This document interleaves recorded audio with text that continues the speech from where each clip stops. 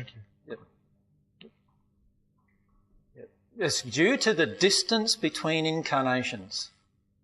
Like, what happens is when the first half of the soul incarnates, because of the desire for the next half of the soul to incarnate now multiplies in desire, the will usually always incarnate in the same generation. That's why I said it's very, very rare for a soul to incarnate in a different generation. And the way God's made the whole structure is the incarnation process is very much a part of your sexuality. And as a result of that, it's and when I say impossible, I don't mean it's like entirely impossible, because nothing's entirely impossible due to emotional injuries. So the truth is, on the planet today, due to emotional injuries, there are a lot of things that God didn't design to happen that now happen. So, for instance, God didn't create the nuclear bomb, right? Mankind, in a state of emotional injury, created the nuclear bomb. And God never intended that man should create the nuclear bomb. If the man was in the state of love, they wouldn't have. But they did. And God's given them the free will to do it, so God's provided the laws that it can happen, but it happens because of man's desire. And the trouble with analysing a lot of current relationships through these truths is that you're actually looking at them through already the filter of the untruth of what's happening on earth today, rather than seeing them from the truth perspective. What's happening on earth today is very much influenced by the emotional damage and injuries due to a lack of love being on the planet, not due to love being on the planet. When we're in a state of love, actually, you will find that you can actually choose which soul incarnates when you conceive. Right? For many people, this doesn't happen right now, right? But you can actually do that. In the first century, myself and my soulmate made love, and I chose, through my intention, we chose together, and it was because of someone I met before then, we chose together who would incarnate into this little baby, into this newly conceived child that we created. And that person became my daughter, Sarah. So you can do that too. Is it just luck that I was incarnated to Australia as opposed to Africa? And nothing is luck. Right? There are a whole lot of spiritual, emotional, physical and environmental factors that influence the law of attraction of your parents, that actually influence what type of soul they actually draw to them when they conceive. And it even changes with each conception as to what type of influences are occurring. So for example, in your state, you were a female child attracted to your parents. And there was a whole lot of laws involved in even that attraction, that they had a female child at that particular time. Does that make sense? And that whole set of laws will be different with each new attraction. So each time a couple even makes love, there are a whole separate set of emotional conditions going on for that particular event, and that creates a whole different set of attractions. So it's not luck that anything occurs. It's all based on the law of attraction, but not on your law of attraction. It's based on a mixture of your personality being needed by that couple to trigger certain emotions in that couple that are denying.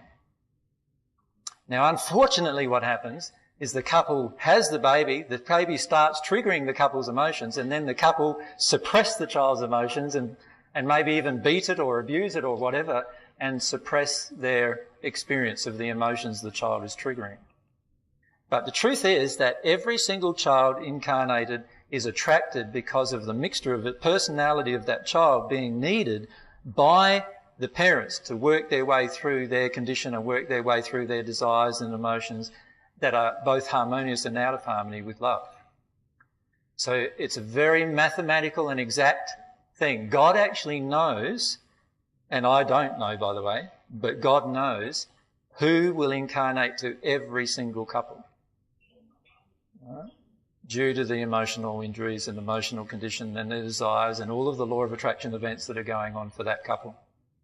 So it's a very complicated process, but simple in a way in that you can override it by your desire. Right? So once you're aware of it, you can start desiring things in a different manner. And this applies, by the way, with a lot of the things that happen on Earth. Currently, a lot of the things happen on Earth are automatic. You know, they're automatically happening without our awareness. Right? When you become aware of what's going on at the soul level and you start exercising a different soul desire because you've cleared away emotions that prevent you from doing so and you've actually enabled desires that allow you to do so, your desires start to build. And when those desires build, a whole different set of events can occur because you're now utilising the laws of the universe in a conscious manner. And that's part of what I want to talk to you about, is utilising the laws in a soul-based conscious manner, not in an intellectual way. Many of you have been taught to do it in your mind, right? What I want to do is help you get away from that and into the actual power of creation, which is all about the feelings and emotions and everything, the expression of the soul. Down the front here and then Harry.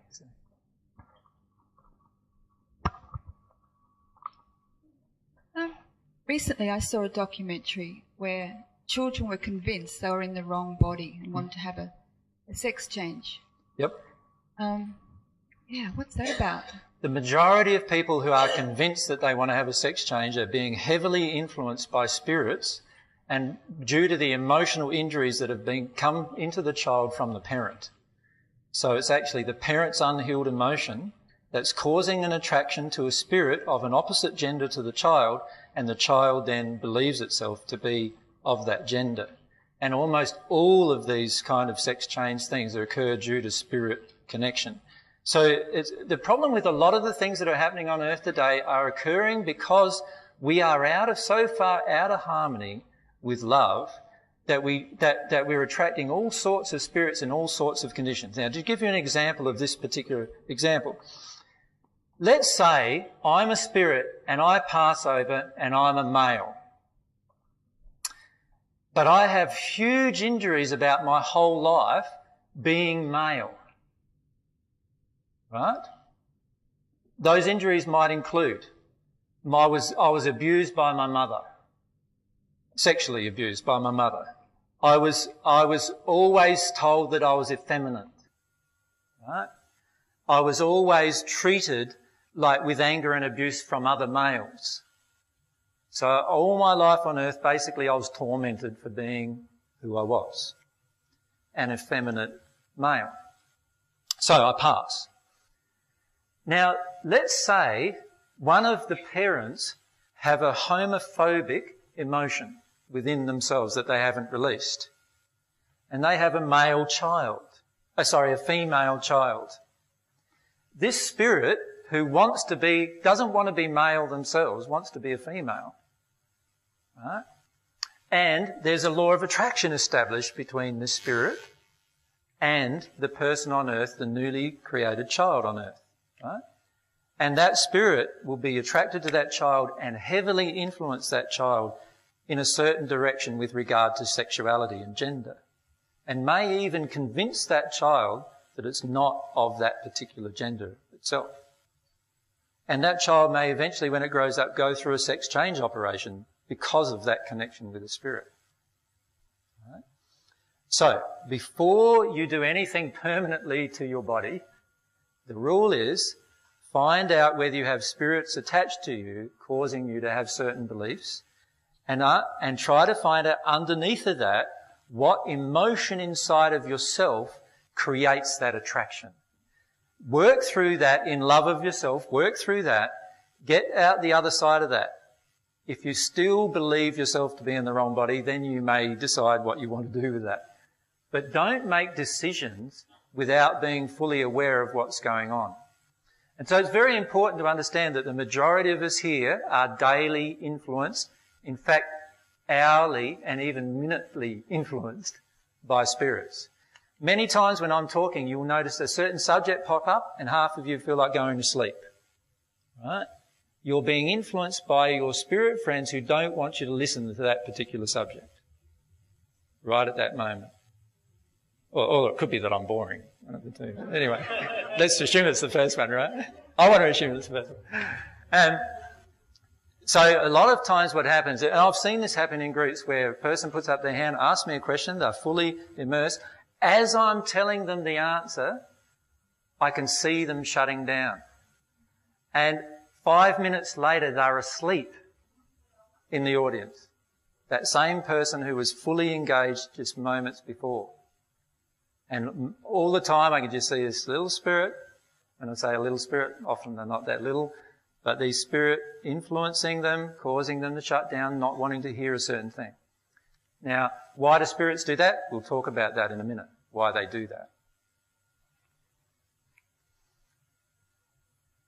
Oh, I said Harry was next, didn't I? But go on. Hello, AJ. Hello. I'm just wondering, how does the IVF system work with this? Sorry, how does the IVF system work with this? It's been a question I've answered before, actually, in quite a number of presentations. With difficulty, can I say? This is why a lot of IVF doesn't take, what they call take, is because there's a lot of things going on emotionally. Firstly, why doesn't a couple conceive in the first place? It's because of specific emotions in the mother and father that the conception is not taking place. So a lot of people then say, oh, but no, it's to do with sperm count, and it's to do with this, and it's to do with that. No, it's not, I'm sorry. It's actually to do with specific emotions that created those effects. Right? And some of those effects are a low sperm count, or even no sperm maybe, or, you know, the egg not releasing, or all sorts of things can go on due to emotional injuries. Most of them are intergender-based emotional injuries. And so the couple not conceiving in the first place is often due to an emotional injury. Many of you have heard of couples not conceiving. They go through a whole IVF program, they conceive a child, and then 9 months later they conceive another one. Why did that happen? Because certain emotional injuries got released during those 2 times. And that's why that happened. And emotional injuries are very specific about what they attract every single time. So if we want a child, we say we want a child, and we're not attracting a child, it's because of an emotional injury inside of us that is not attracting a child. Assuming, of course, we're making love and having sex. Then, of course, if you're not having sex and you want a child, well, that's a different thing. You know, there's a different set of attractions there. One of them is you don't want to have sex, obviously, and you need to adopt. But I'm talking about the normal relationship thing going on. So that being said, a child is conceived through IVF still is conceived through the emotional condition of the parents who long for it. Does that make sense? So it's still governed by the same laws and the same principles. But the reason why many don't conceive is the same, why many don't take, if you like, is the same reason why the couple can't conceive in the first place. Because what's going on might be for the woman or the man that they're actually investing a lot of their emotions in having a child, and that they want to have a child for some unhealed emotional reason within themselves. And many children incarnating feel repelled by that emotion. Does that make sense? Well, you imagine if you have a job before you start, many of you have been born and had a job before you began. And that job was to love your mummy or love your daddy. Right? And it's a terribly oppressive emotion. And it's an emotion that causes the rejection of the incarnation of children. And it also is the same emotion, similar types of emotions that cause miscarriages, of course. Those kind of emotions are felt at all sorts of times that cause miscarriages and lack of conception. Understand that everything that happens because of a soul-based emotional cause. It's very powerful to understand that. Yeah? Now, Harry was next, I think, wasn't he? And then if we go up the back. I've just about forgotten my question now. Sorry, Harry. I think earlier on you said when a guy and a girl get together, Yep. you have a bunch of souls floating around looking, you know, waiting to see what happens. They're attracted by the act of desire, or by the sexual desire expressed in both. So is there couples. like a queue, and how do Yeah. they decide? How do they decide? Like, do they have a little sort of? Do they flip a coin? How do they decide which soul actually decides gets the job? So. The soul doesn't decide. The soul coming in doesn't decide who gets the job. The soul coming in that will get the connection will be the soul that's the exact personality requirement for those two parents at that particular moment. That's what's going to come in at that particular time. And so there is a queue of souls who match the requirements, if you like, but there will be one of those who match the requirements to the most perfect degree, and that particular soul, or half of the soul, remember, will be the one that is incarnate into that body. We go up there, thanks.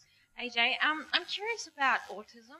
So if parents have emotional damage and there's an autistic child, if they clear their damage, does that child have the choice to be unautistic? Is your mic on? Can you just... Okay. Yeah. Can you ask the question again now? Yeah, I'm curious about autism. So if parents have emotional damage and they clear that damage, does the child then become unautistic? Yes. Wow. Yes. You can experiment with that if you want. I'm sure you will want if you have an autistic child. What happens for an autistic child is that there is so much emotions coming to the child that it can't determine the difference between the emotions coming to it and its own emotions. And so what it starts doing is expressing moment by moment the emotions coming to it rather than its own emotions. In other words, it has because of its sensitivity, it has a very large difficulty in determining its own self-awareness. Now, when the parents release different emotions that cause this barrage of emotions coming to the child, what will happen, and it's a very sensitive child already, obviously, the more, you'll notice actually over the last 20, 30 years, children are much more sensitive. This is a growing fact because as mankind's condition rises in love, generally, then the children coming have less damage in love, so therefore they're less suppressed, right? So a child who's autistic is a very sensitive child who's been incarnate into an environment and it's just feeling a barrage of emotions from its environment. And once you, as parents, release those emotions, the child will no longer be autistic. There's some couples who have already started doing that. And they've had people who they've been with for years saying, what are you doing now? What's going on? And they say, oh, we're dealing with our emotions. No, I don't believe you. And, but the child is changing, children are changing rapidly as a result of them dealing with their own emotions. If we can bring the mic down here, thanks. Yeah, thanks.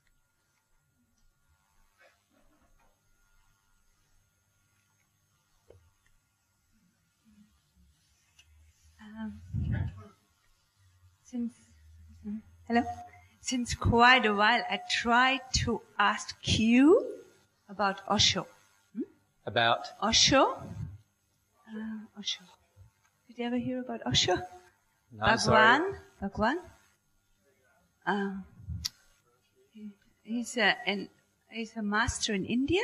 Right, okay. Osho. You must understand, just because I'm Jesus, I don't know 6 billion people. Yeah, okay. You must understand that. Do you know 6 billion people? No, so I don't know 6 billion people, so like some of them I do know, so... Yep. He's very famous. Yep, and, no worries. And, okay.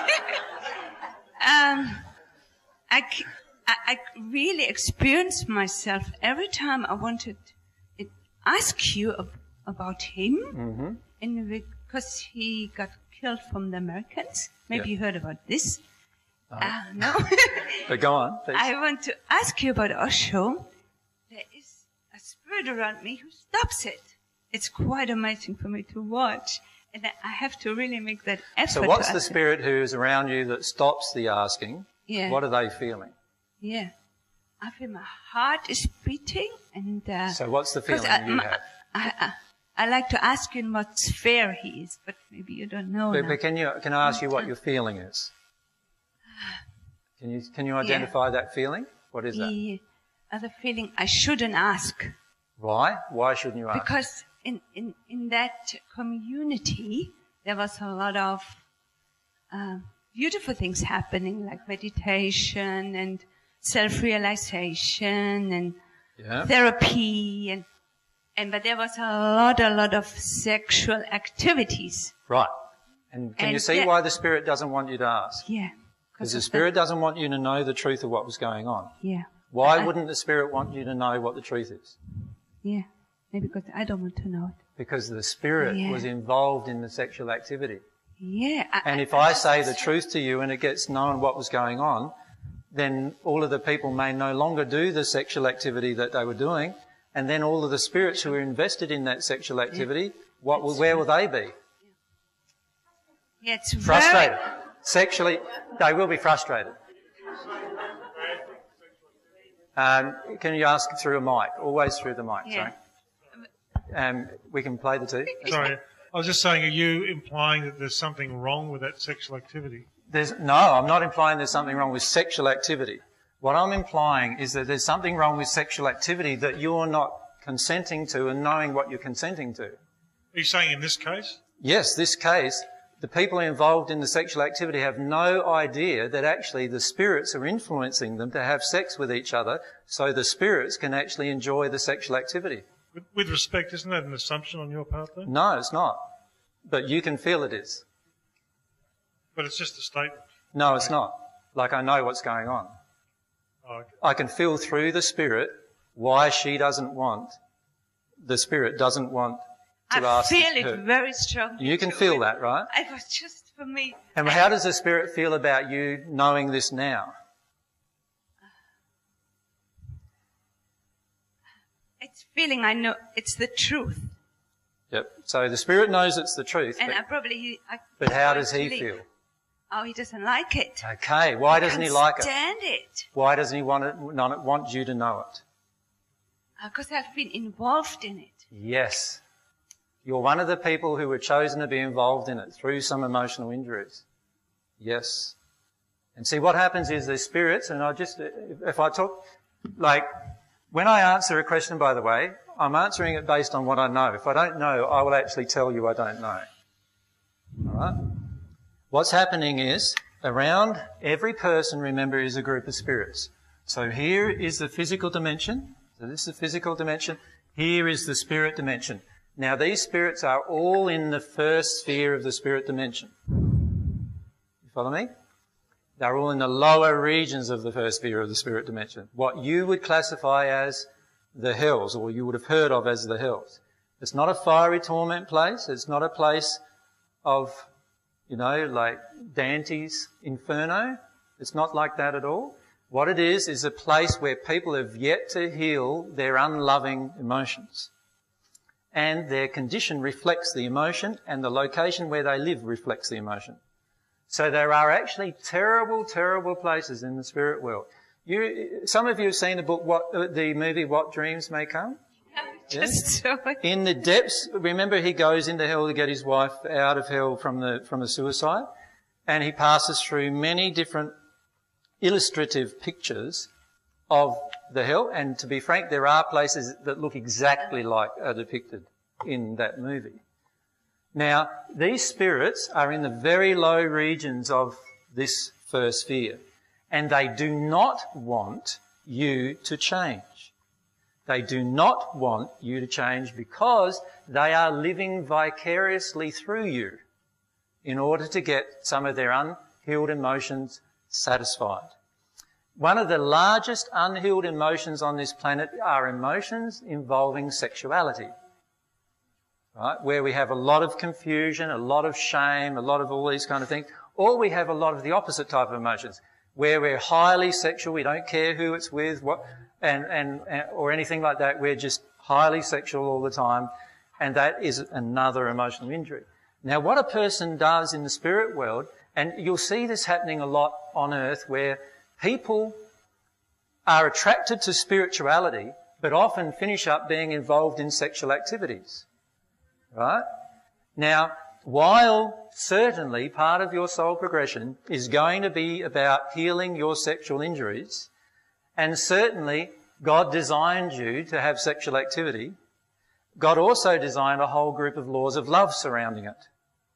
And whenever you break those laws of love, certain things will occur. Now, one of the things that occur on earth is that in the guise of spirituality, sexuality gets expressed. And when I say in the guys, it's often said, oh, you know, love means free love, means loving everyone, and that means having sex with everyone. Yeah. And so what we finish up doing is having sex with everyone because we're all freely loving each other. That's not what God designed. Now, you don't have to trust me. You can just find it out for yourself by doing the opposite and see where it takes you, and see where it fulfills you, and see whether you feel loved from it all. And you will soon find out that it actually isn't a loving space. But what's happening is these groups of spirits are here in the spirit world.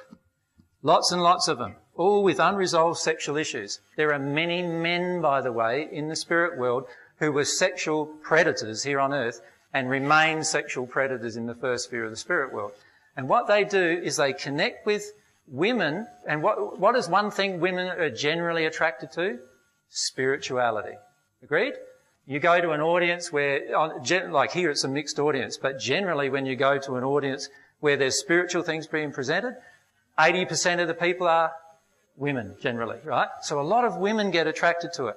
And then they're taught, often by a man, by the way, that this free love idea and free sex idea and so forth. And what's going on is that these spirits in very low conditions are using that to influence you in order so that they can vicariously experience the sexual act through you. That's what they're doing. By the way, alcoholic spirits do exactly the same thing. So people who are alcoholics on earth, who love their drink when they're on earth, pass in the spirit world. There's no drink there. So what do? They just connect to a person on earth who's a drinker, and they drink and drink and drink. And this is why the person can be totally oblivious to everything going on inside of themselves. They don't even know where they are, what they're doing or anything. They can't even remember last night. And yet when they ask a friend, yeah, you were still upright, still plugging away there, mate, you know. And the reason why is because the spirit was just keeping them pouring down the spirit. Like two different types of spirit, but no, the spirit was just helping them. Now, most spirits in a first sphere condition do not want you to know this and would rather that you never found out about it. And can you understand why? Because they have a vested interest in you continuing to do it. They have a vested interest in it. So many of us in our life have had these experiences where we weren't conscious of what we were doing. A lot of times it's with alcohol or with drugs, but oftentimes it's also with sex and other experiences. And most of the time it's because of the heavy influence of spirits in a very, very poor state. How do you disconnect from them? The same way you progress. By actually loving yourself, working your way through the injuries you have about love, and as that happens, you work your way through the injuries you have about sex, and as that happens, these spirits feel, oh, I can't connect with her anymore. I'll go and find somebody else who I can influence into doing this with. And they often do, because there is a large variety of people who have these injuries on earth. Now, you will find that there are many sexual predators in so-called spiritual circles. And the reason why is because these spirits, because of the other practices, you know, the practices of meditation and other practices, find it easier to connect to the person when they're doing those practices. Right? And because the actual soul condition of the person isn't growing, that causes a repulsion of those practices are attracted and then performed. Right? Thank you, AJ. This is so profound. Now, how is the spirit with you feeling? He's gone, hasn't he? He's been with you a long time and he's just gone. Yeah. And the reason why is because he's saying the penny's dropping with you, and he can see the penny dropping with you, and he can see that he's not going to be able to influence you to do this anymore. And he's like, he'll just find another person he can do it with. He wasn't interested in you in any other way than to help you have sexual activity so that he could fulfill his own desires. I need to say something about that because I've been monogam since 7 years now. Yeah. But he must have been still somewhere. Still with you. Still, because I had that for quite a while now, no sex. Yep. So he's been trying to influence you back into that. I felt or said, no, I don't want to. I mean, my partner suffered a little bit the last 2 years. Yeah. But there was something within me was no. And you will find, what you will probably find now is you'll work through this issue and you'll feel like having sex again, because at the soul level you'll already, yeah. That's great. You will.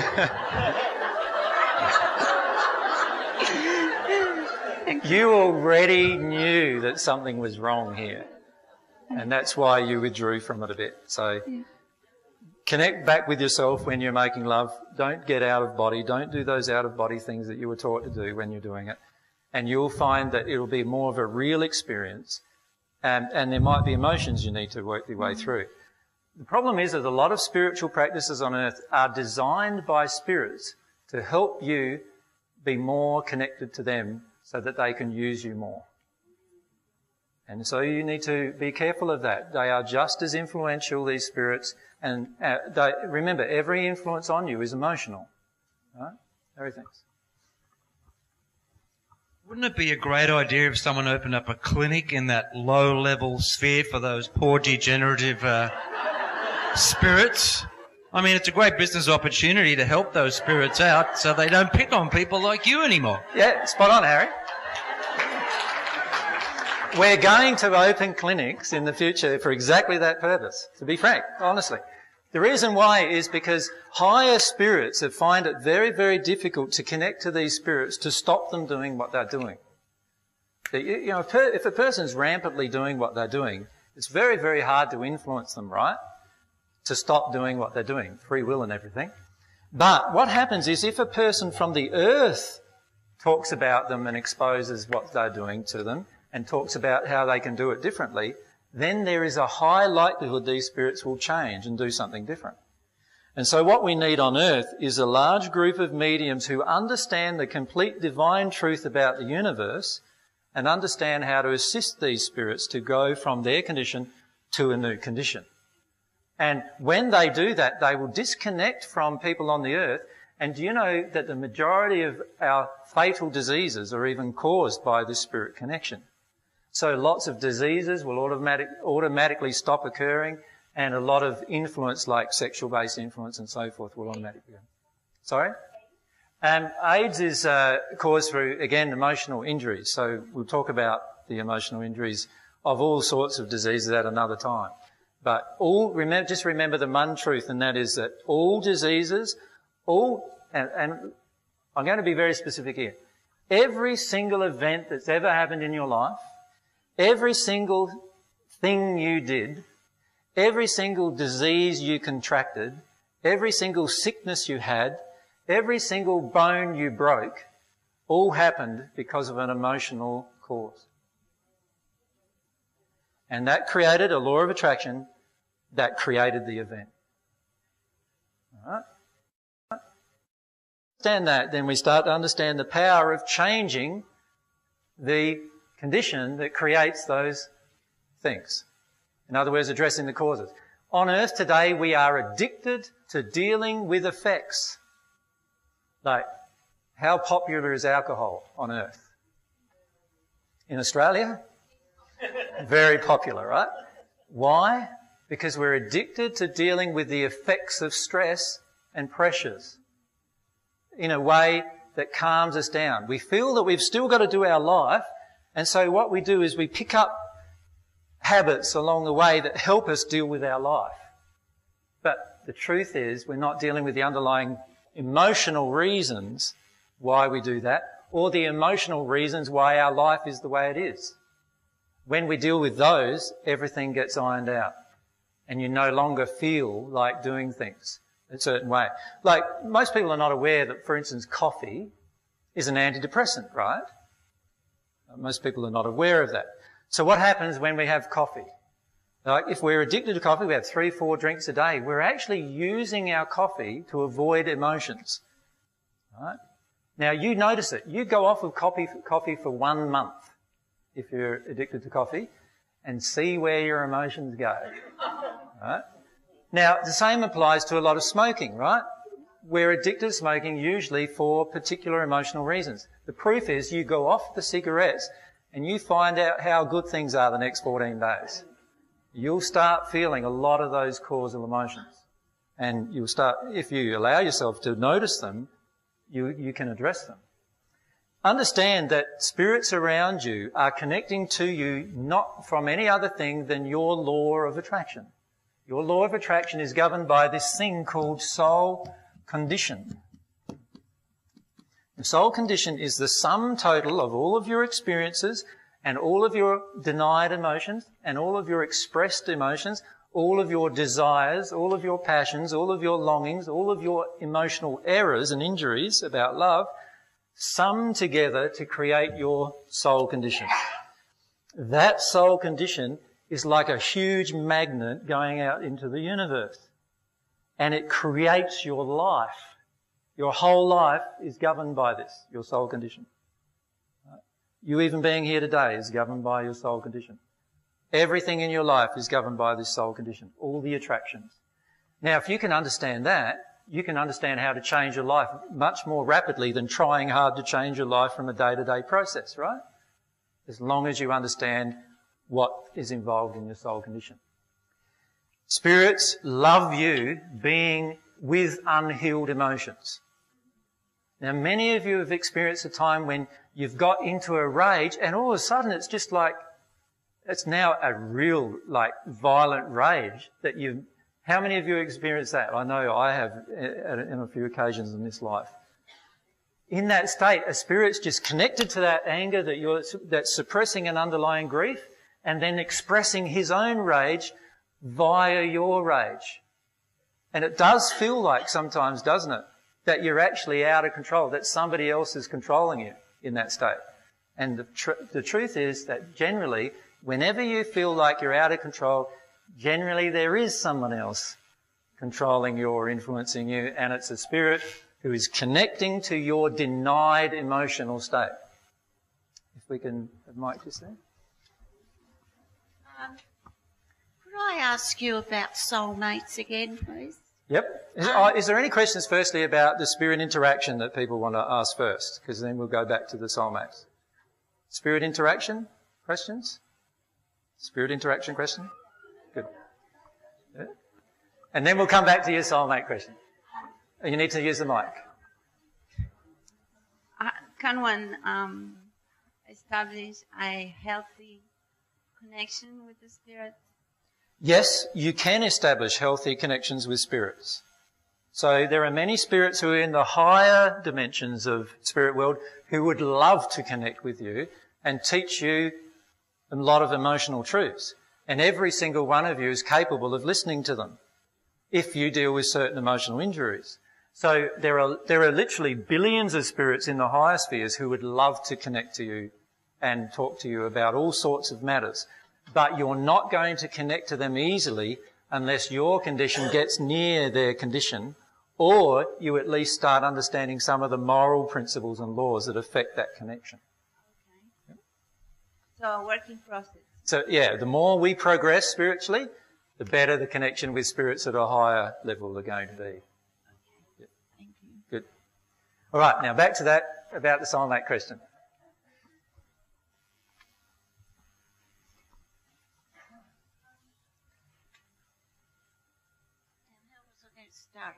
You'll have to hold it nice and close there.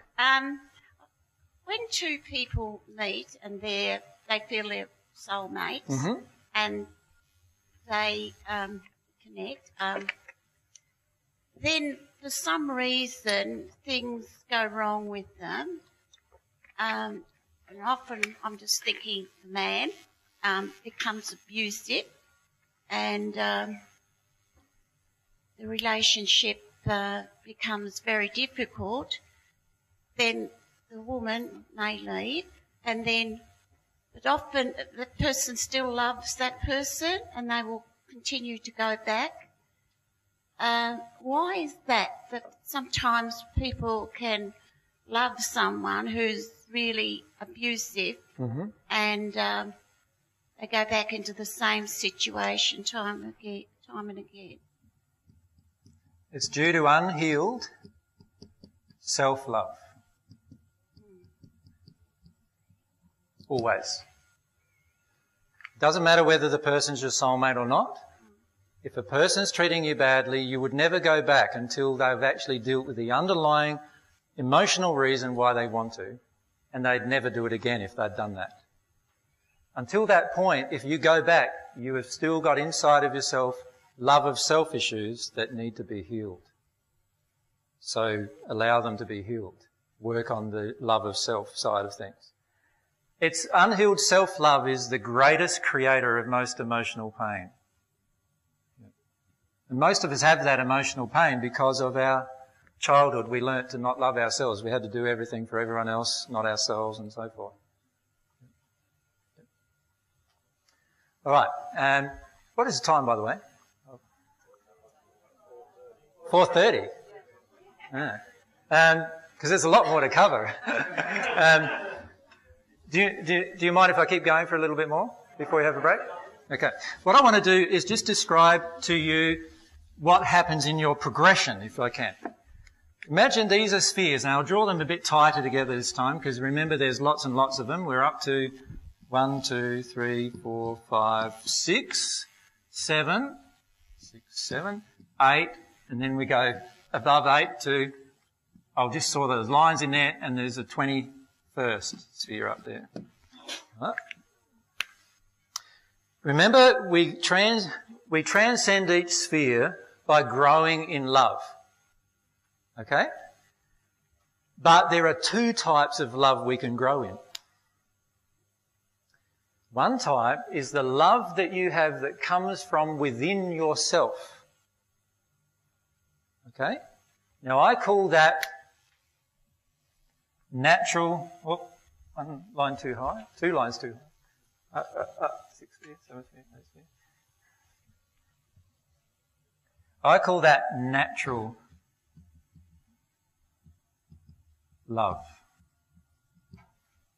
You can think of natural love as the love that comes from within you that can be developed and shown and expressed to everything and everyone around you. In other words, love from within you that you express to your complete environment. Now, when we grow in natural love, we are building this love that's inside of ourselves.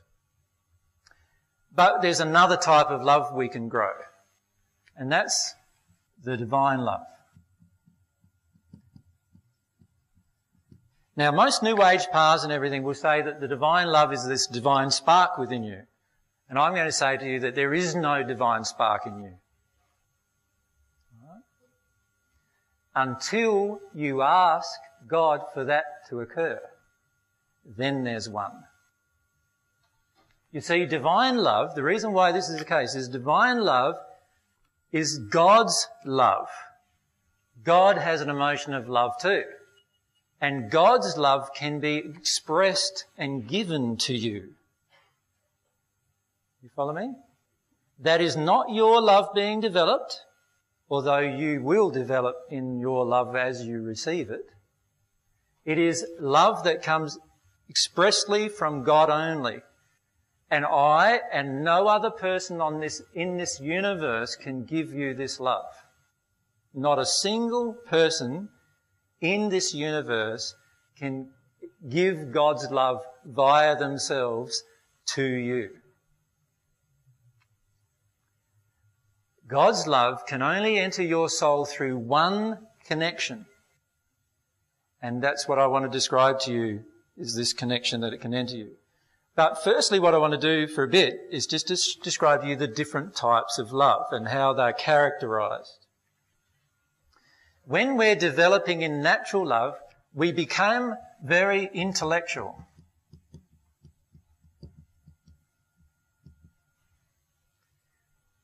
And in the spirit world, the spirits call themselves grown-ups, right?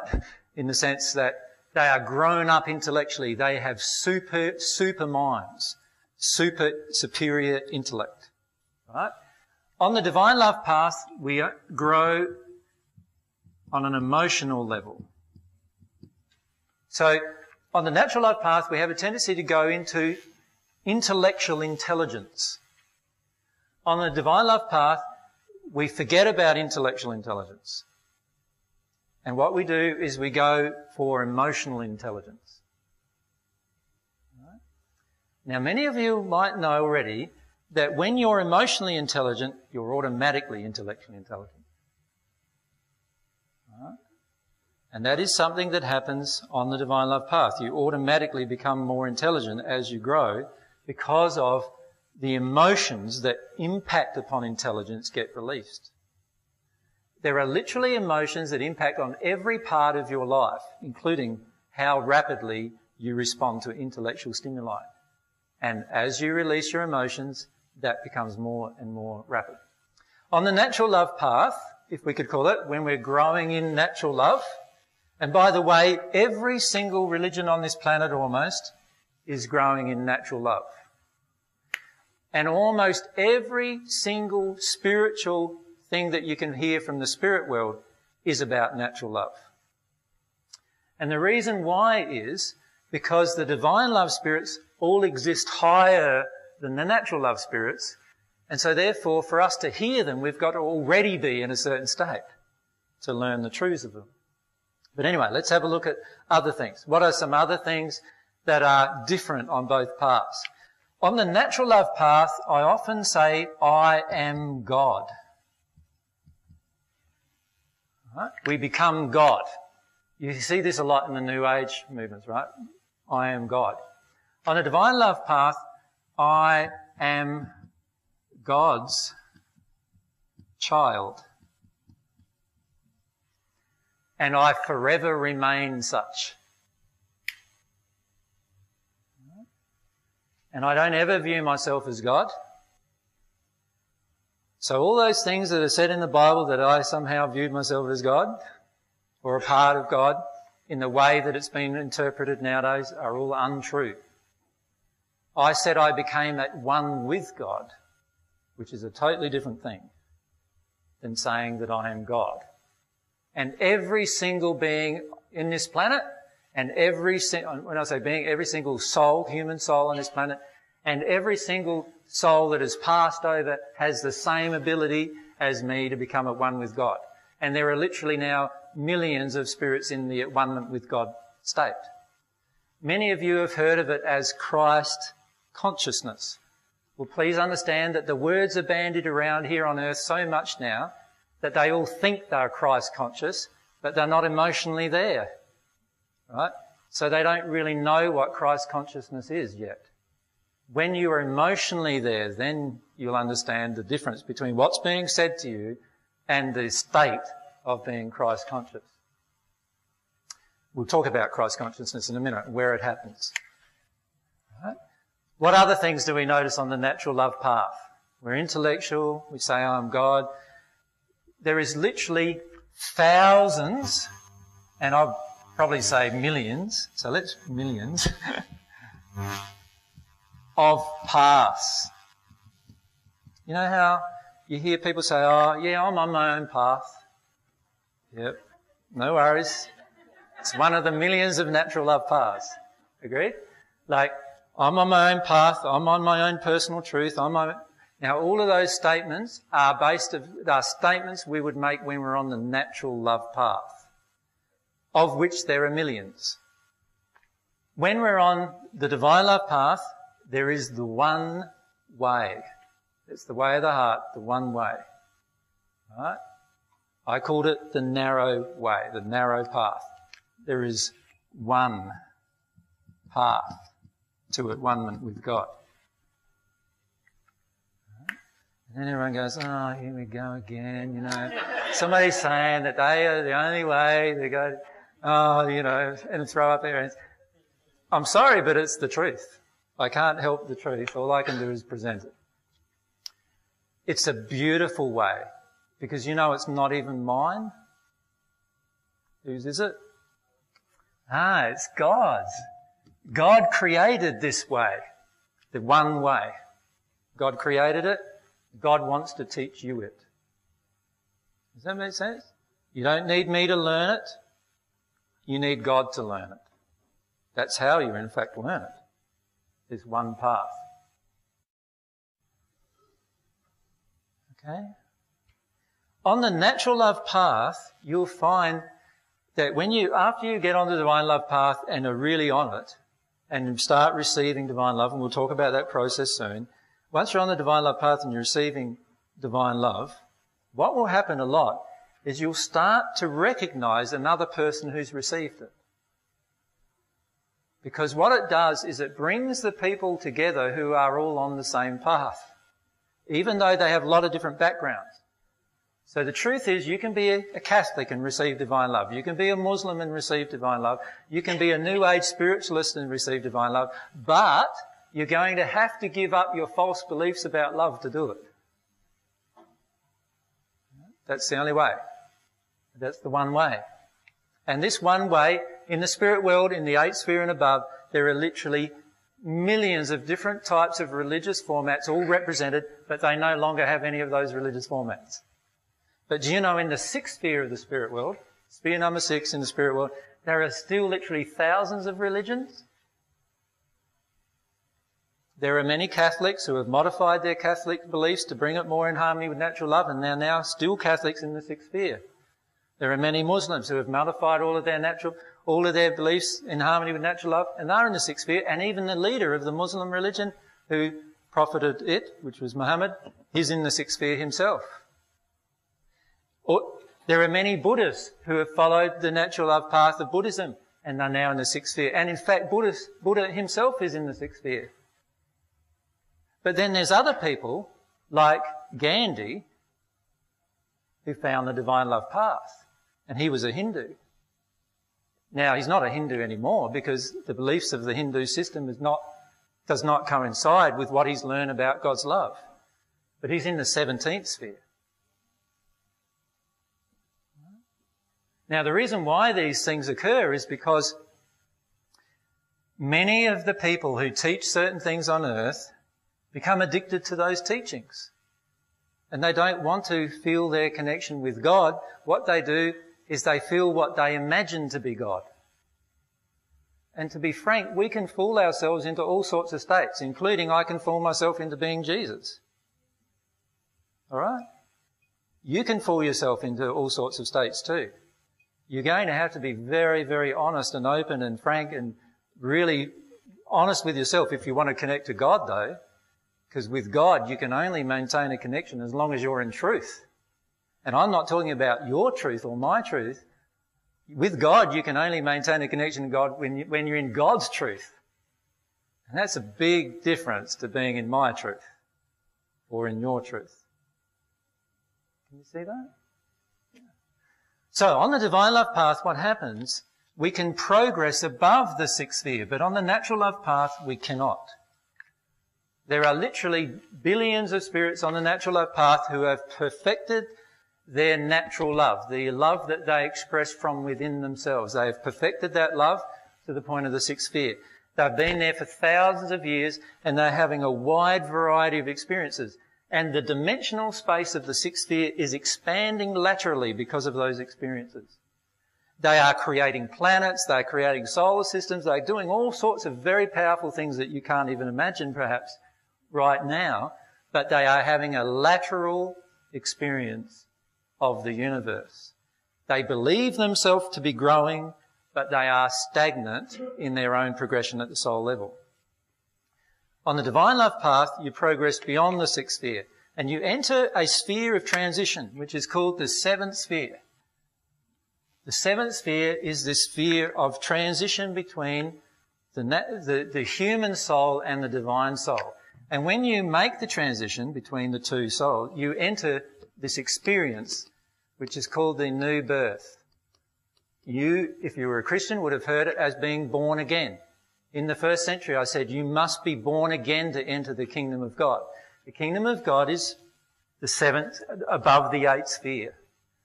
I called this area the kingdom of man, and I called this area, above the 8th sphere, the kingdom of God.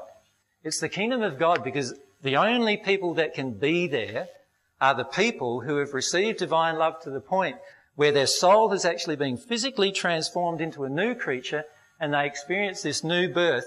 And when you experience the new birth, a whole lot of new capabilities come to you that you don't have before in your own soul. Your soul grows and expands into a new condition, into a new being.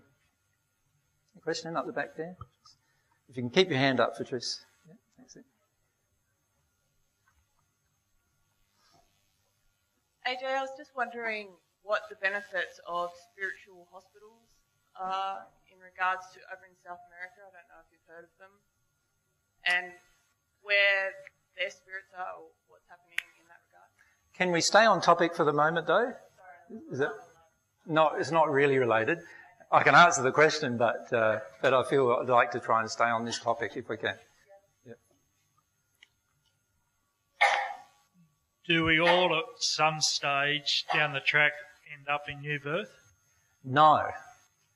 The new birth has to come from a decision inside of yourself to choose to receive God's love into your soul. It's not an intellectual choice either. It has to be an emotional choice, a longing for God's love from within. When I refer to prayer, that's what I'm talking about. Prayer is just a longing for God's love to enter your soul. There's only 3 things you'll need on this path. 3 things only. You don't need me, you don't need anybody else on this path. You need 3 things only. First thing, a longing for God's love to enter you. That's the first thing. And I mean a longing, not just, oh, I think I'd like to have God's love enter me, and oh, it doesn't really matter, you know. I mean a longing, like real deep, fervent desire within yourself. You need that. You will also need a longing for God's truth to enter you. So that's the second thing you'll need. A longing for God's truth. In other words, I have to give up all of my errors emotionally. So if I have a belief about love that love sacrifices itself, I need to give up that emotion. If I have a belief about love that love doesn't engage in sex, I have to give up that emotion. If I have a belief about love that love always means doing what the other person wants, I need to give up that emotion. If I have a belief about love that love means that I will always get what I want, I have to give up that emotion. There are so many, I could list 100 emotions, 1,000 maybe, or even more emotions that many of us may have that we have to give up on that path. So I have to have a longing for God's truth to enter me emotionally, not intellectually, emotionally. When God's truth enters me emotionally, I will automatically do what is loving. I won't have to try. I won't have to try and think, oh, what's loving? What's loving in this situation? Oh, I don't know. I'm confused. We won't feel like that at all in this state, right? In this state, what we do is we know, we don't even have to think. We know what loving would do. And we automatically feel drawn into doing it. Does that make sense to everyone? All right. Then, the third thing that we need is a quality that is the most neglected quality here on the planet. And it's the quality of humility. I want to define humility. Humility is the passionate desire to experience fully all of your own emotion without blame, judgment or condemnation of others. That's the 3 things we'll need. A longing for God's love, a longing for God's truth and humility. When you have those things, you will guaranteed progress on the divine love path. Now, I say 3 things, not very much to remember, hey. You try putting it into practice in your day-to-day life. And you'll find actually, wow, at the very first moment I just, said some untruth. Well, I'm straight away out of home. You try it in the break. In the break, when somebody snaffles that cake that you wanted. Right? If you're in truth, you would say, I wanted that cake. Wouldn't you, if you felt that? And then you go to yourself, all right, what's my emotion? Oh, it's an emotion of missing out. I feel like I'm missing out on that cake. And then you'll, right at that moment, if you're in truth, you'll feel that emotion in a childlike way. Because that's another thing about these 2 paths. See, on this path, you're adult-like. On the natural love path. On the divine love path, you are childlike. So you go, oh, I missed out on that cake, isn't it terrible? You know, and away you go, right? If that's how you felt in that moment, you would do that. If you are in that state. And what's going to happen on this planet is that some people, and then eventually quite a few people, are going to get in this state, and you'll see it in action in your day-to-day life. And you'll be amazed about how you can live your life that way in the world that we're currently living in, which is very, very different. The truth is that when you get into that state, you are the most powerful creator that you could ever be. Because everything is driven by desire and emotion. Everything. Absolutely everything. And once you recognise the power of that state, you'll love it. You won't want to give it up for anything or anyone. Right? So if I came along and said, no, you know all that stuff I said about the divine love stuff, you know, no, you follow me instead and we'll go off on this tangent over here. You say, what? What? Why would I want to do that for? Because you're already experiencing the state of complete connection with God. It's not a religion. It's not like something that you've got to follow with rules, although you will, in your heart, feel what's right and what's wrong instantly. Right? Nothing. And in fact, there are some Bible verses that refer to it, like in the Old Testament. They helped me learn about it. And one of them said, the heart of stone becomes a heart of flesh. In other words, your heart, your feelings, your motivations, your emotions get transformed into this new state of being. You are sensitive emotionally, and everything becomes an emotional experience. Everything. And you will not be able to do anything that breaks your own integrity to yourself. Now you think about that. How many of us are doing a job at the moment that we don't want to do? Right? Because we want to earn money. Well, when you get into this state of at-one-ment with God, this is this state in the eighth sphere, which is called at-one-ment with God, right? When you get into that state, you will not be able to ever do that. And in fact, to be frank with you, by the time you probably get to the third sphere or the fourth sphere of the progression, you will not be able to do it. Because you can't stay in something that's untruthful for you anymore. You just can't.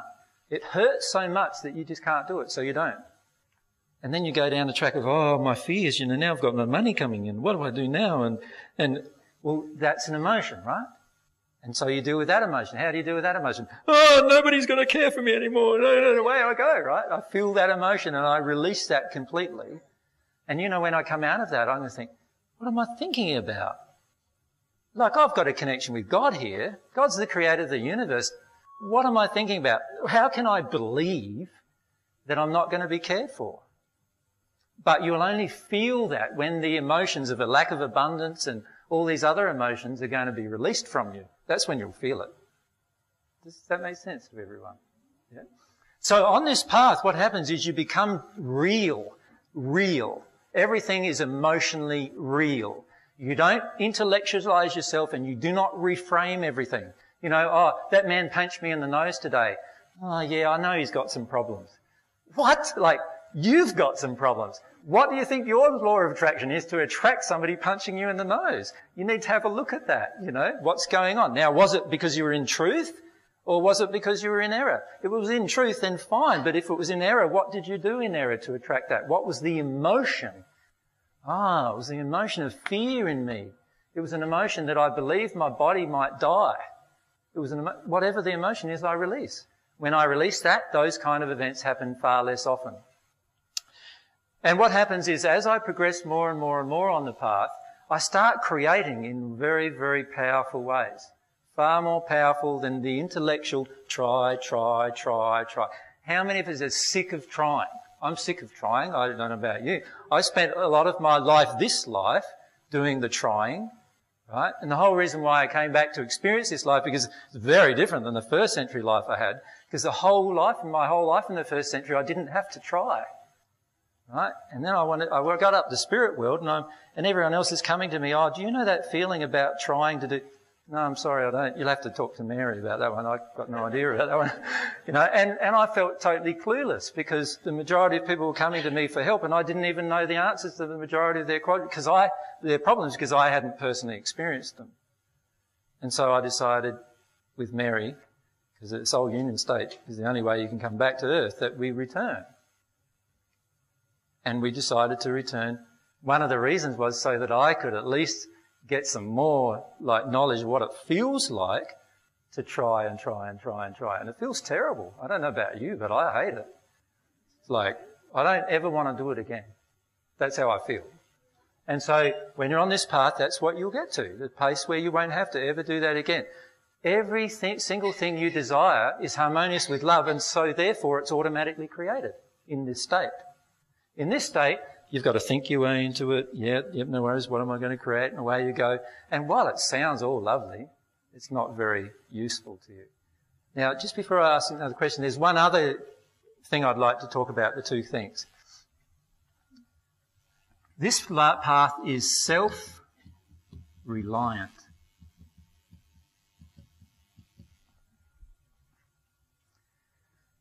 You think about it. How much on this earth have we been taught and now come to believe that the only person that's going to do something for me is me? Right? That's what so we become so self-reliant, right? We base our entire life around it.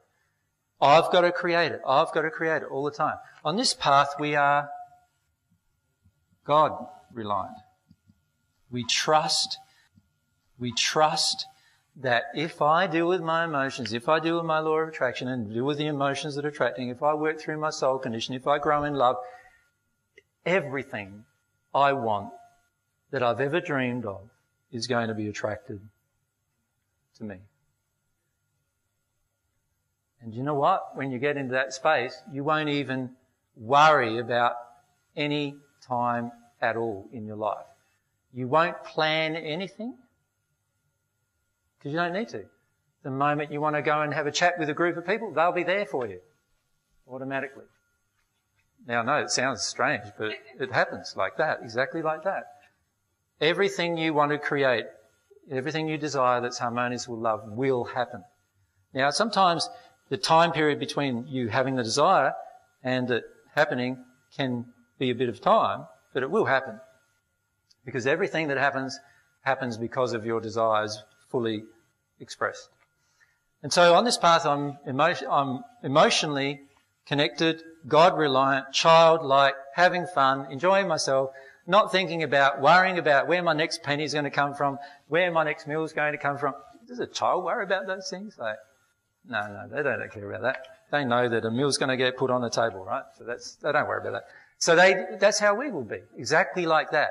You will get to this point and you'll look at a person who's in this point, if you're coming from an intellectual perspective, and say, how do they live their life? Like, what are they going to do tomorrow? And they say, I don't know. Who knows what might happen to me tomorrow?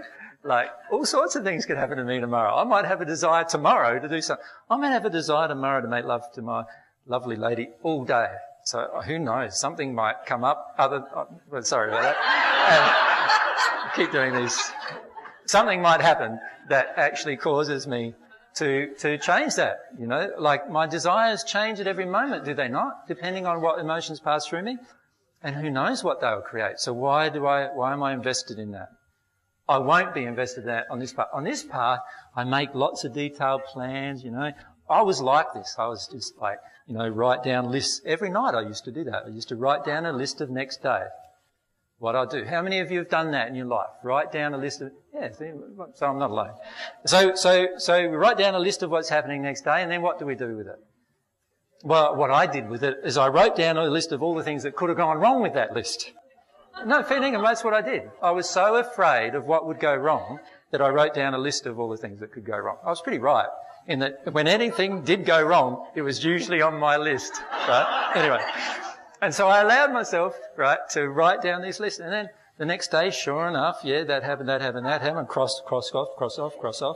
And whoa, yeah, that went wrong, cross off that. Right. All my life was that planned. It was terrible. Like, it was terrible.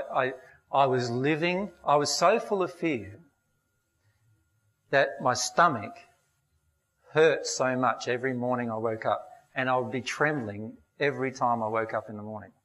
Who's had that emotion of feeling dread every single day of their life? That's what I was like, every single day. And it was only by releasing the causal emotions that created my fears, which in my case were all to do with my first century experience, that all that went. My lovely lady would like to say something. So would you say that the natural love path is typified by trying to control our life and control our emotions? And control, yeah.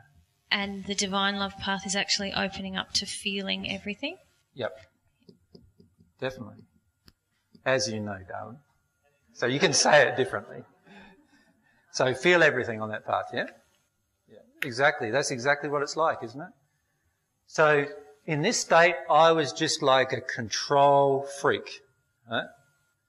And everything had to be evenly planned, everything had to be just right. And you know, in that state, most things went wrong too, right? Because that was the state I was in. But in this state, now most things go right. Everything seems to just, fit together. Such and such wants us to go up to Mackay. Oh, okay. What date? Oh, the date I feel like going up is about December sometime. Oh, no, email back. Yeah, we've got a venue available, but it's only available. Isn't this terrible? It's only available on the exact week that I wanted to go up. Do you know what I mean? Like, this is what happens when you're in this space all the time. Many of you have been in that space at different times of your life, right? But can't create it all the time because of the emotions that cause it. Now, what we'll do now is have a break. What is the time before we have a break? 5 o'clock. You talk too much. That's what the problem is. And what we'll do is have a break, quarter of an hour. Is that all right? Is that going to be long enough? And then we come back. That'll be good. There's been a question of what happens to the soulmates as they progress. All right, so I'd like to address that issue because it actually affects the teaching of reincarnation, actually. So how many of you firmly believe in reincarnation as you've been taught it from, say, similar to Buddhist or Hindu type teachings, New Age type teachings, where you reincarnate over and over and over and over? How many? Quite a number? Good day. All right. You'll find the next bit confronting. Just a forewarning for you. All right. So we're here on the earth and we start having a longing for our soulmate. And what will happen in your progression is as you start progressing, you will actually start working your way through different emotional issues that cause you to currently have soulmate blockages. Like if you're needy for your soulmate, that's a blockage, by the way. Nobody wants to live in a needy relationship, right? So if you're needy for your soulmate, that's a blockage. It's an emotional blockage. If you have a emotion inside of you that you're angry with men and you're a woman and you know your soulmate's a man, then that's a blockage towards you meeting your soulmate. If you have an emotion inside of you and you're a man where you think that, pretty much having sex with any woman will do, well, that's a blockage. Emotional blockage within you that's going to stop you from actually being with your soulmate. Because the truth is that when you meet your soulmate and actually work through all of your emotional injuries, eventually what will happen is you will not desire another single person. You won't need your parents, you won't need your children, you won't need anybody else except God and your soulmate. Right? That's what will happen. Anyway, what happens when we're progressing? Let's say one half of the soul starts progressing on the divine love path. And by the way, soulmate union cannot ever occur on the natural love paths. In other words, if I stay on this kind of a path, I will never experience the complete soul union that I'm speaking to you about. You have to go through the process of the new birth. You have to get into at one with God. And then you have to progress for another 14 spheres of progression of learning about divine love before you will actually get into this condition of complete soul union with your soulmate. Before then, it will feel pretty good, right? When I say pretty good, like it'll blow most of you away just feeling it at the third sphere with your soulmate, let alone the one condition with your soulmate. But what will happen is if you do not progress on the divine love path, you will never experience the soul union state. All right? Now, the soul union state is the state where yourself and your soulmate no longer think or see or feel yourselves to be separate people. All right?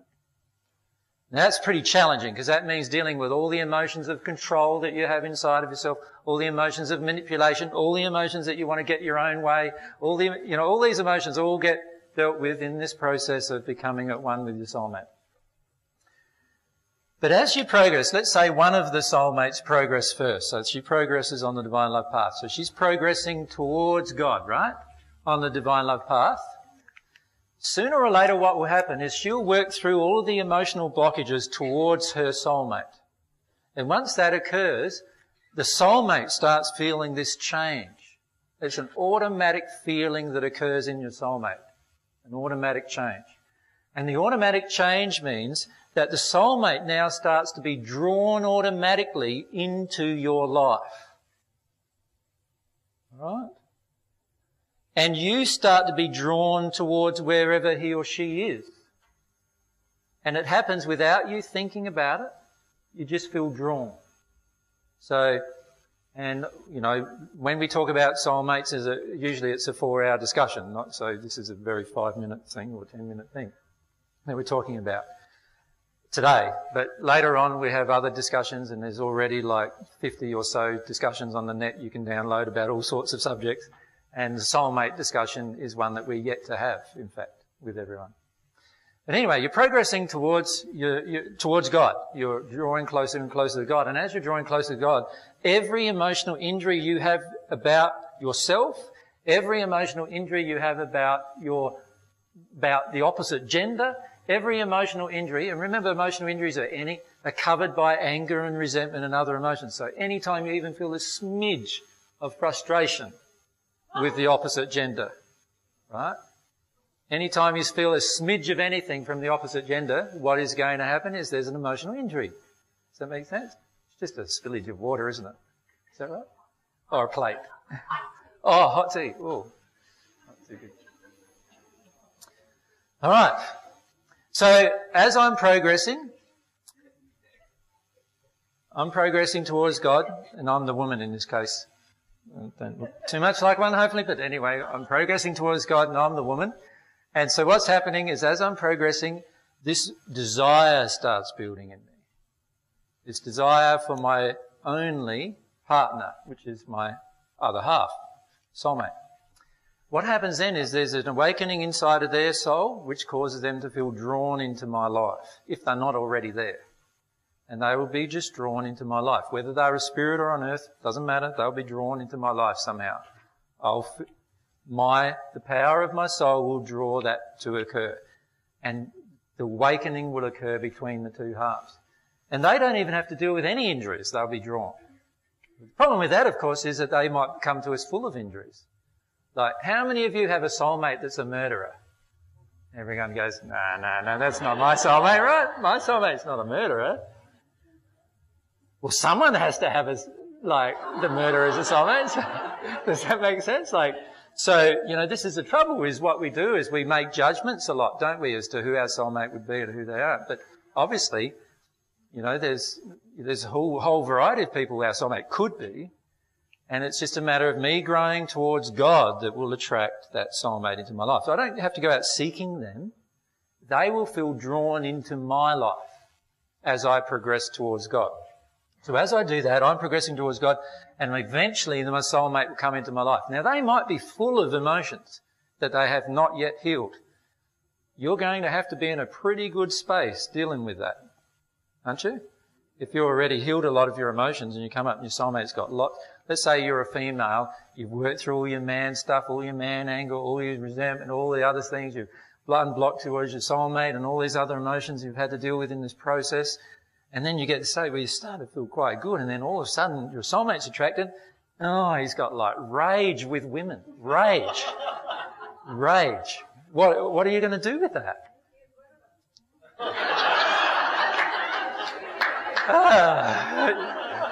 You might feel like getting rid of him, for sure. Yeah.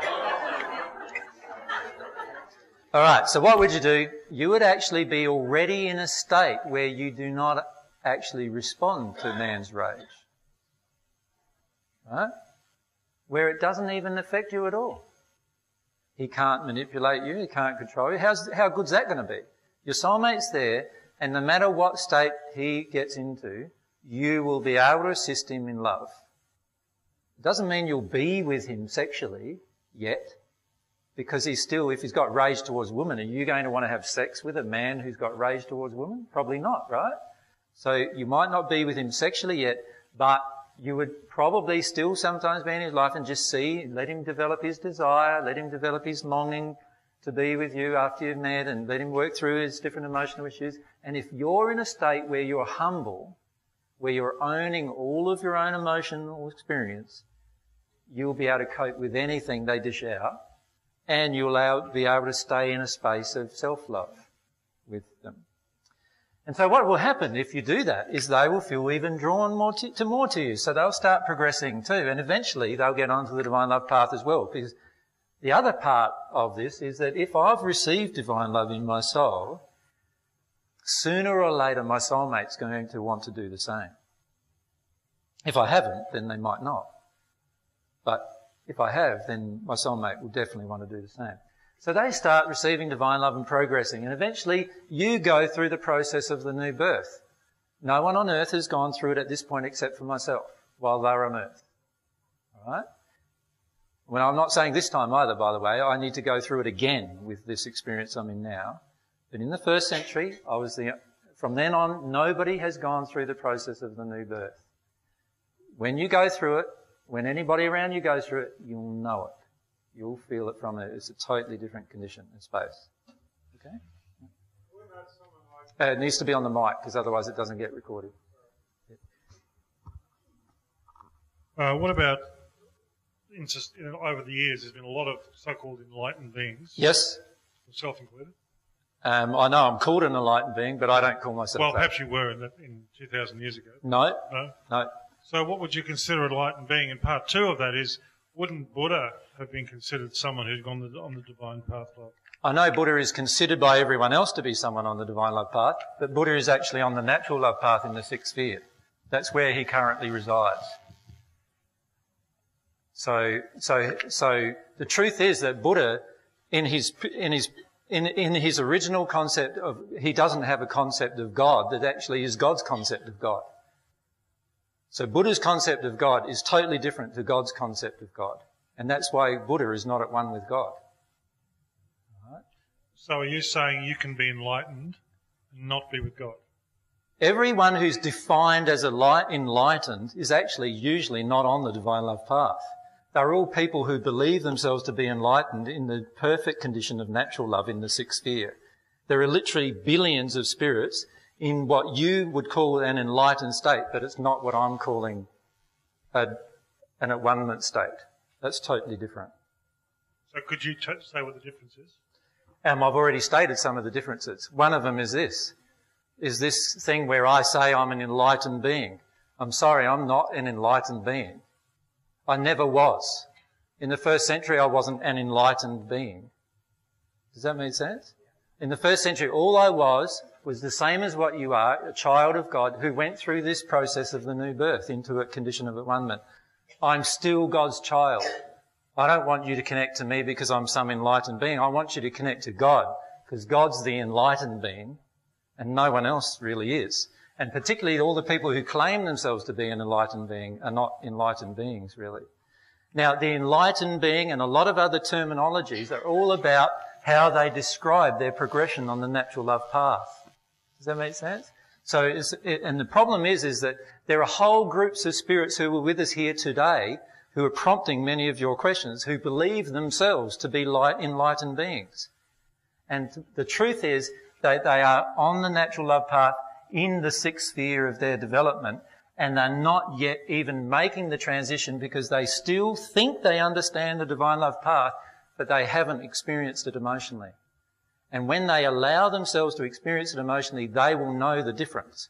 But it's like you. How do I get you to experience love? I can't get you to experience. I can talk about love all day, But I can't get you to feel the emotions of love for God, for example, can I? I can talk to you about if you love God and you think, yeah, I think I love God, but, you know, until you feel this passionate desire and longing for God, you will not feel what it's like to love God, let alone to experience God's love to the condition of at-one-ment. The problem is that almost all of the so-called enlightened beings that have ever been on this planet have all been on the natural love path, and many of them still are, right? Because they don't want to give up their concept of self. Or they've given up their concept of self. So when I say don't want to give up their concept of self, I mean self-reliance. Or they've given it up so much that they've given up their free will. And on this path, you never give up your free will, ever. In fact, your free will multiplies and grows on this path. Remember, I said one of the reasons for incarnation is to fully realise your own free will. So giving it up is not going to be beneficial. What Buddha has done, he's in the sixth sphere. I've met him many times in the spirit world. He's in the sixth sphere. He has given up the whole concept that he's an individual. He does not believe himself to be an individual anymore. And what he's doing is he's totally reliant on this concept that has overcome his being, that he's actually not an individual. He's now, in his own belief, become God in his own belief. And he is in a sixth sphere state in that belief. It's very, very hard to talk to him. It's almost impossible to convince him anything other than what he believes in that state. And this is the problem, is that many of the so-called leaders who were looked up to here on earth and who have been looked up to for years and generations are actually in that state. All I am is your brother, and all I've done is done the same as what I'm just saying to you, you can do. And I'm never going to be an enlightened individual. I'm never going to call myself that. I'm never going to call myself a guru. I'm never going to call myself an avatar. I am not those things. All I am is the same as you. I am just a child of God, right? Who has received divine love in the same manner that I would like to describe to you that that you can receive it. That's all. That's all I am. Does that make sense? Now, you don't have to agree with me, because you can actually pass, or you can get mediums to talk to Buddha if you want. You will have a lot of trouble getting a medium to talk with Buddha, because Buddha does not normally do that. But you might have to pass before you investigate and get to the sixth sphere yourself, before you can investigate where he is. But I can tell you at the moment, this is where he is. I'm hoping that with all the changes that occur on the earth coming up, with all the different things that are going to happen over the next 10 years or so, that he will be in a different condition. But I've seen many people take many thousands of years from his condition to get into a different condition. Remember, I've lived 2,000 years, so I've seen many people stay in these states for 1,000 years at a time of this condition. And in the sixth sphere condition, not wanting to change, believing very, very firmly a whole set of beliefs that lock them in the same place, that you on earth believe is an enlightened condition, and it's not. It's a condition of shutdown, emotional shutdown, and going into this so-called nirvanic bliss, which is actually, in many cases, just the projection of all the adulation and glorification from other people entering their soul. It's a very damaging place for them to exist in. Over there, if I could. I know some of this is confronting, by the way, what I'm saying. You don't have to believe it, remember. AJ, I was just wondering about the ascended masters like Saint Germain, Skatumi, Dwelku. Again, the definition on earth of ascended masters, every single person in the spirit world who's raised themselves in terms of their connection with God, they actually feel that God's raised them into this condition of at-one-ment, don't call themselves an ascended master. They just don't. An ascended master, what does that really mean? Isn't that a sort of like a condition of glorification in the end? Saying, I'm the master, you're the slave is almost the implication, right? Nobody in that state calls themselves an ascended master. So is that just a human terminology? It's a human term in order to glorify generally a medium's connection to a certain spirit. And the person on earth needs to look at the emotion of what that is, and an emotion in them that they need to say to you, oh, aren't I wonderful? I'm connecting to the Ascended Master, Saint Germain. Now, Saint Germain is on the divine love path, and Saint Germain is in the celestial kingdom, but Saint Germain doesn't call himself a Ascended Master. Yeah. So, like Francis, many of you have heard of St. Francis, right, of Assisi. Same goes. Many of you will call him an Ascended Master. He doesn't call himself that at all. What about Kutumi? Well, this is a state with a lot of these, but bear in mind that many of what you call Ascended Masters are actually not Ascended Masters. There are people in the natural love state, in the sixth sphere state, who believe themselves to be ascended. And that's a very different condition than actually being at one-ment with God. Because when you're in at one-ment with God, you don't even call yourself ascended. It's a natural state every single person can get into. It's a state of humility, not a state of grandeur and power and all that stuff. You don't even think of any of those things in that state. You follow me? It's like, I do. Can you see the difference? I do. If I'm saying to you, look, I'm different to you, and you know, whatever I've done, you can't do. I'm an Ascended Master. I've always been there before you, whatever, and I rave on about that. And I don't believe inside of my heart that you could ever be where I've been. Then aren't I setting myself above you? Does God set me above you? No. God doesn't set me above you. I am a child of God. But those beings Not all the ones you've mentioned are, no. okay. No. You know how you get these angel cards from Doreen Virtue or whatever, and you get many of the ones on those cards are actually in the sixth sphere natural love state, and some of the ones on those cards are in a divine love state. It just depends. Like a lot of times they're treated as Ascended Masters, but on the earth it's how we define things. We're always interested in defining things, right? Why? Because we're addicted to this emotion of comparing. We're addicted to this emotion of wanting to think that I'm better because I have this connection with this spirit, you know. I went and sit down with one spirit, and John, when he was here, sat down with one spirit, I can remember, with one medium, and he goes to sit down. This is the Apostle John, by the way. There is a group of 7 souls who have returned to the earth, and Apostle John was one of those. He's now passed. But what happened was he went to a medium, sat down with the medium, and the medium said, I've got Archangel Michael and Archangel Gabriel with me right now. What do you want to know? And Michael said, well, I'd like to ask them a few questions. John said, well, I'd like to ask them a few questions. How dare you ask them questions, they're saying to me. How dare you? Now, who responds like this if they're humble? So do you think this was Archangel Michael and the Archangel Gabriel? Like, you come up and ask me, you come up and ask me questions even about my own identity, and I let you just, like, be condescending to me and everything, and I just say, no worries. Like, do you think an ascended, a person who's at a one-ment condition, a person who's gone through all of their emotions, do you think they're going to be angry with you for asking a question? No. So who are they? Who are those spirits? They're not the people, the medium and the spirits are claiming them to be. Because it's so easy, you know, when you connect to a medium, isn't it? You know, imagine yourself being a spirit for a moment. You're invisible, right? Also, your condition, even if you're in the second sphere, is better than most mediums who you're connecting to. So can they tell who you are? Can they tell that you're in the 7th sphere, 6th sphere? You can say anything. Now, in the second sphere, you still haven't even learnt to tell the truth. Right? I mean, tell the truth all the time. Right? So the lady who's the medium or the man who's the medium says, who is this? Come to me, please. Surround myself with all this light. And who's come to me now? And they say, I'm the Archangel Michael. And he's a liar. Like, he's not the Archangel Michael. He's in the second sphere and he hasn't even learnt to tell the truth yet. Right?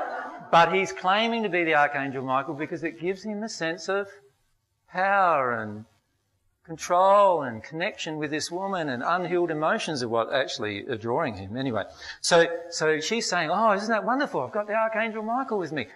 You know, and then I ask a question about, I want to know about reincarnation. Is that a truth? And he says, yes. Okay, no worries. So we write down that truth. Does he know it's a truth? How would he know it's a truth? You don't know if he knows it's the truth. You're just trusting him because he's saying who he is. Now, honestly, I say who you are and you can see my face and you don't believe me. Why do you then go to a spirit who you can't even see, right, and then trust them saying that they are somebody?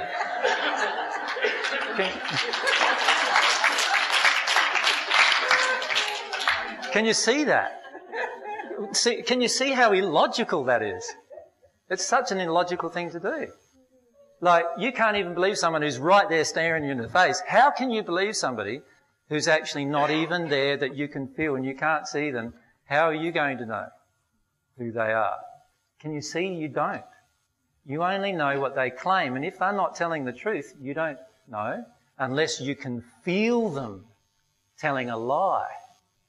Now, for you to feel them telling a lie, you know where you're going to have to be? You're going to have to at least be in the third sphere of your own development. Can you see that? Because that's the sphere where you learnt to always tell the truth. You're going to have to be there. You're going to have to be actually above where they are before you'll actually be able to see whether they're telling you the truth or not. You see, there's a general rule in the universe, and that is that unless you are in a condition of love that is either the same or greater than a condition of love that another person is in, you will not be able to see their emotional condition. Makes sense, doesn't it? It's always easy to see from above down, isn't it? Much, much harder to look up and see the truth. And this is the case on the earth. And see, all of us, many of us are looking up. The truth is, mediumship is true. There is this connection you can have with spirit. You can talk to spirits all the time. That's the truth of the universe. But don't believe that in doing that you're actually talking to the spirit who is claiming that they are somebody that you believe automatically. Don't believe that that's the truth. They are a spirit who's come to you for a law of attraction reason. Allow yourself to work through whatever that law of attraction is. Anyway, let's get back to the soulmate, because that was a big aside. Let's get back to soulmates. We're progressing, right? We're attracting our soulmate into our life. We go through the at-one-ment condition. When you're in this at-one-ment condition, your soul is so powerful that if your soulmate hasn't met you and they're on the earth yet, they're pretty insensitive, because they will have already been started to be attracted into your life. Highly likely. So what happens is they start getting attracted into your life and they have emotions to work through, but because you're in a state that's very good, you can deal with these emotions with love all the time. Instead of, they project a bit of woman anger, and what do you get? And project your man anger back, and it's just a matter then after that of who projects the anger the most as to who wins, right? Isn't that what happens, right? So now if I'm in a state of love and I'm a woman and the man's projecting this woman anger at me, I'll know it's woman anger. I can feel what it is. I know what the cause is. I can help him identify it if he wants to. I can help him work through the emotion if he wants to. If he doesn't want to, I just say, sorry, I can't help you at the moment. Go away. Watch what he's doing in his life. He goes around and has sex with a few other women, gets tired of that, comes back to me, and I go through the emotion with him eventually. He'll come around. And I don't have any hurt about that at all. That's what I'll be in. That's the state I'll be in. So I'm attracting my soulmate. Now, what's happening above the 8th sphere? Remember I said there's up to the 21st sphere here. There's a 22nd sphere, which is the highest dimension or space at this point.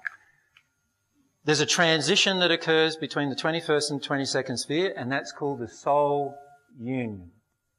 The soul recombines into its original state. Remember, it started in this state way back before incarnation. It started in this state.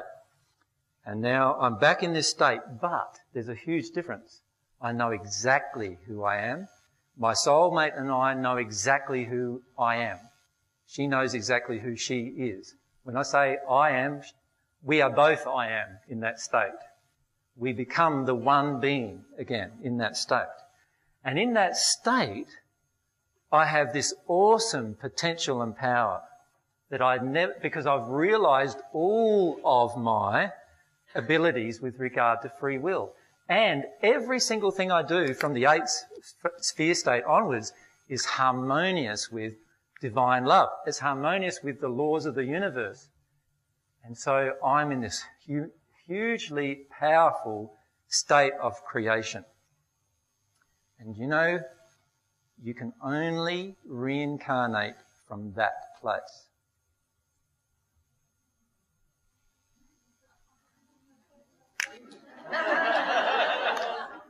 Okay. Now that poses a lot of questions, doesn't it? But what about this reincarnation stuff? What about you go to the spirit world, you have your life review, you come back, you go to the spirit world, a life review, come back. We've all reincarnated, right? Conversations with God says we've reincarnated 600, he reincarnated 680 something times, and you know, we all have. What's going on? What's AJ saying? And I'm saying categorically, you cannot reincarnate without firstly reaching the soul union state. And by the way, at some point when you deal with your emotions, if you have reincarnated, you will know and remember that state. And it won't be because some spirit's projecting it at you and telling you that it's that state. It'll be because you can feel you are in that state. And you'll have all these memories. You'll have firstly a whole, if you're reincarnated, you will firstly a whole group. You will remember every little thing eventually about your first time you were here. And then you will remember all of your life in the spirit world, going through the spheres, people you meet, everything. And then you'll remember the union state. You'll actually even remember what it felt like to reincarnate. And by the way, it doesn't feel very nice to reincarnate onto this planet in this time with these emotions. Not very nice at all. But you'll remember all of that. Right? And you will understand the divine truth, because the divine truth that I'm telling you, you would already know. And you'd probably even be already teaching it. Although it will be maybe very traumatic if you reincarnated into this state. We'll talk about the trauma at maybe another time. Now, if I'm in this state in the 22nd sphere, can you see why? In the 22nd sphere, I am back. I'm now this like super soul. You like supersize me, right? So I'm now this super soul, if you like, and I'm not super for anything inside of myself. It's because of God's love that's entered me, that's transformed me. Does that make sense? So it's got nothing to do with how great I am or how good, my soulmate is that got us there. It's just our desire to experience God's love that got us there. Right? It's divine love that got us into that state. So how could you ever say, oh, I'm so proud of myself. Oh, wow, I've done so much. Aren't I great? When God did it all for you, really. Right? This is what I'm a child of God. When we're in that state, we can now reincarnate. That's when we can reincarnate. Reincarnation, sorry. Can you just ask the question, because it's an important one, but we'll get a mic. Yeah. Would you want to at that state? That's the question, Steve. Would you want it? What do you think? Most of the time, no. What's the only reason why you would want to? Love. Love is the only reason why you'd want it, to come back here to teach love. That's the only reason why you'd want it. So, when you come back, what happens? You come back to the earth, and you're risking now going back. You are going to go back to the first sphere condition. Because what happens? Remember what I said, what happens when you first incarnate? You take all the emotional damage and everything from parents and situation. But now, not only do you have that to deal with, you now have 2,000 years of emotional experiences which were cleared, which are memories, now being reflected through that experience. Right? Now, does that sound pretty traumatic? Yes, it's very traumatic process. And in the future, sometime in the future, there'll be people on earth who are in an abundant condition. Do you think it's going to be traumatic then? No. To reincarnate then will be a breeze. You'll even remember from the moment you open your eyes, oh yeah, that's right. I'm Jesus, I can remember that. Like, It won't be this long, drawn-out emotional process you've got to go through before you have all of the memories of your life. That's what will occur. Everyone here is capable of doing this, by the way. No one's separate from that. Another question? But you would want to do it for love, definitely. Before you talked about the events that are going to happen in the near future or in the next few years. Yep. Would you like to say something about that? Probably not in this discussion. So later on? Well, to me, they're not really a part of the secrets of the universe. Okay. I know many of you are interested because your personal lives are involved with them and all those kind of things. But I'm happy to talk about them in future discussions. But in reality, it's not very important. Now, everyone says, oh, look, we might have an earthquake here and there might be a flood and tidal wave, who knows? And you're saying that's not very important, and I'm saying no, it's not. Because the truth is that what's important is your soul progression. Yes. That's what's important to me. Now, people think that, there are times in history where I was on the battlefields of, the First World War and the Second World War trying to help souls. I wasn't. I wasn't, because they were in a battle that a physical battle that wasn't even real. It's a battle of the soul that's the only real battle that you ever need to fight. The battle of the soul is how loving do you want to be or how unloving do you want to be? That's the battle of the soul in the end. And it claims lots of torturous existences. There are literally billions of people who have passed from this earth in the spirit world and billions of people on this planet who are in a terrible, terrible, painful, suffering state because of this battle of the soul. Every other battle, physical on earth, means nothing in comparison to this soul progression that you can make. Now, can I just look at what's happened with this reincarnation thing, right?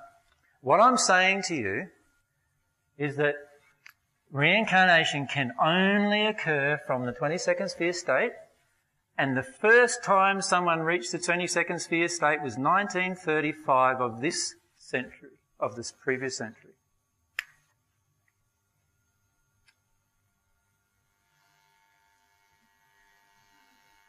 And why 1935? Well, that's how long it took. The first soul to reach that state was our soul, myself and Mary. And it took 2,000 years for us to learn about God's truth. And we're slow learners.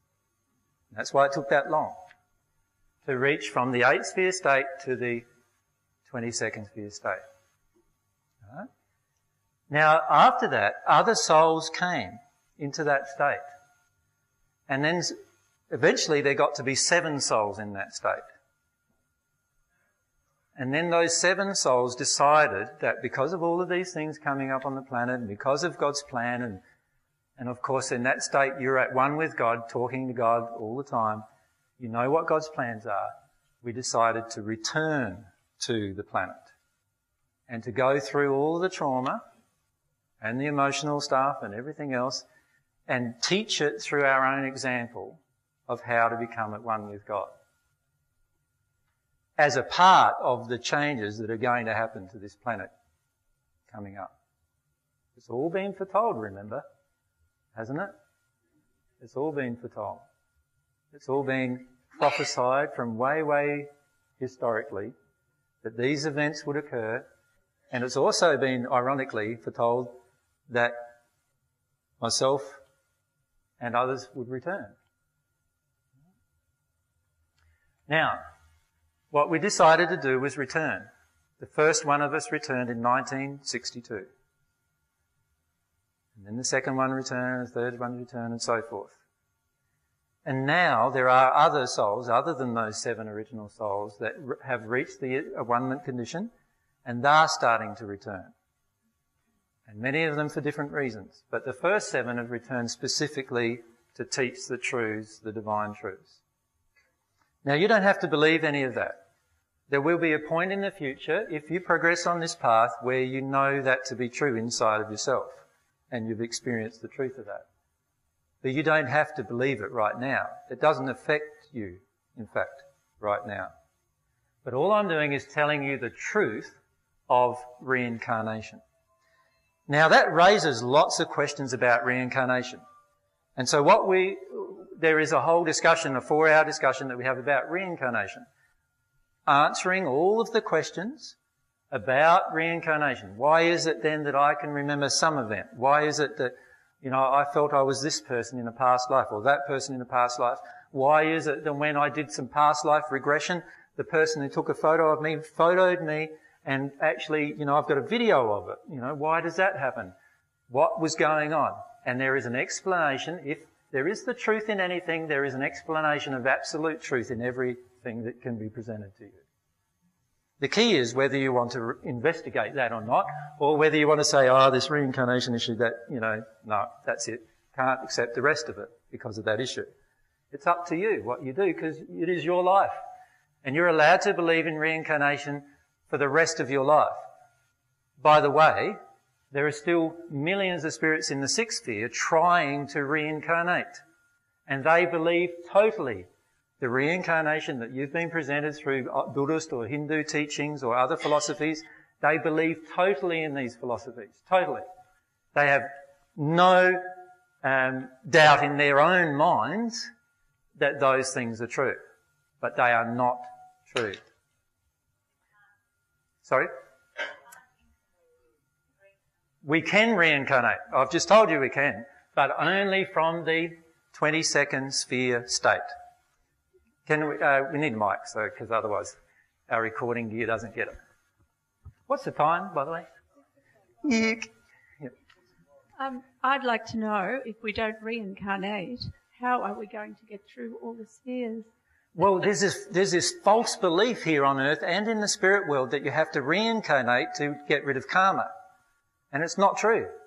The truth is that you can progress just as rapidly on earth, or even more rapidly in the spirit world, and you don't have to come to earth to do it. All you need to do is work through the emotions that have caused you to arrive in the spirit world at a certain state. There are literally hundreds of thousands of spirits with us right now, hearing this material, and who are wanting to reincarnate. Now, those spirits need to bear in mind that they don't have to. All they need to do is work through their emotional issues where they are right now. That's all they have to do. And when they do that, they will automatically grow into a new sphere of love. They don't have to reincarnate at all. And I can feel many of them, even just hearing that, feeling like a sigh of relief. Because who wants to come back and reinfect yourself with stuff over and over and over and over again, working through hundreds and hundreds and hundreds and hundreds of lives here on the earth when you can just do it in one? Why would you want to do that? You wouldn't want to, would you? Not at all. No. So the best thing to do is, see, the truth is always beautiful. The truth is always loving. I just thought of, when I first, I've never believed in reincarnation. So that might sound funny, but anyway, I've never believed in it.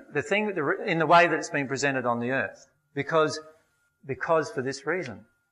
And even when I was in the spirit world, I never believed in it, by the way. And there's channeled messages, actually, that you can read from me that I've never believed in it. But anyway, I've never believed in it because it's an unloving teaching. And God never does anything unloving. God always does things in the most direct, beautiful way. God never is unloving. God never creates a law that's unloving.